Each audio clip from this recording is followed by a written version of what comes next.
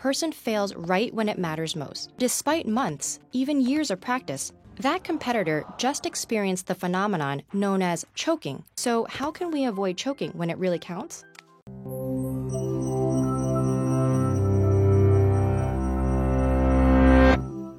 Your favorite athlete closes in for a victorious win. The crowd holds its breath, and at the crucial moment, she misses the shot. That competitor just experienced the phenomenon known as choking, where despite months, even years of practice, a person fails right when it matters most.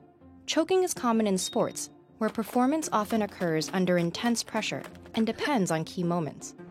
And yet, performance anxiety also haunts public speakers, contestants in spelling bees, and even world-famous musicians. Most people intuitively blame it on their nerves. But why does being nervous undermine expert performance? There are two sets of theories, which both say that primarily choking under pressure boils down to focus. First, there are the distraction theories. These suggest that performance suffers when the mind is preoccupied with worries, doubts, or fears, instead of focusing its attention on performing the task at hand. When relevant and irrelevant thoughts compete for the same attention, something has to give. The brain can only process so much information at once. Tasks that challenge working memory, the mental scratch pad we use to temporarily store phone numbers and grocery lists, are especially vulnerable to pressure.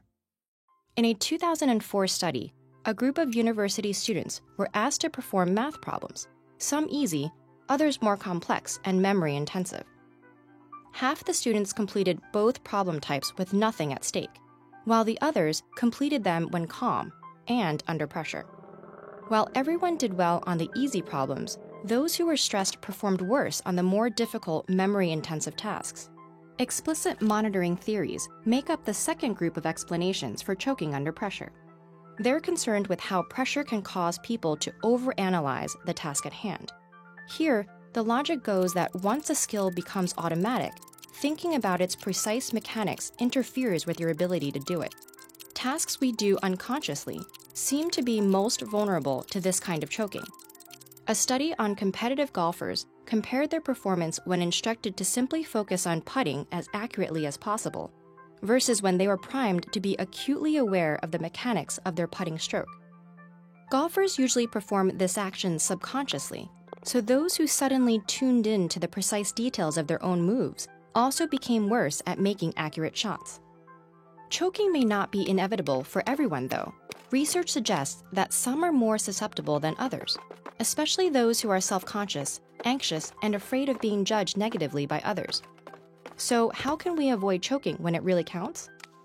First, it helps to practice under stressful conditions. In a study on expert dart players, researchers found that those who hadn't practiced under stress performed worse when anxious, compared to those who had become accustomed to pressure.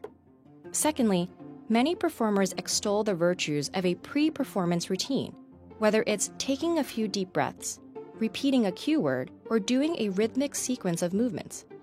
Studies on golfing, bowling, and water polo find that short rituals can lead to more consistent and accurate performance under pressure. And thirdly, researchers have shown that having an external focus on the ultimate goal works better than an internal focus, where someone is tuned into the mechanics of what they're doing. A study of experienced golfers revealed that those who hit chip shots while focused on the flight of the ball performed significantly better than those who focused on the motion of their arms. So perhaps we can modify that age-old saying, practice under pressure, with focus, and with that glorious end goal in sight, makes perfect.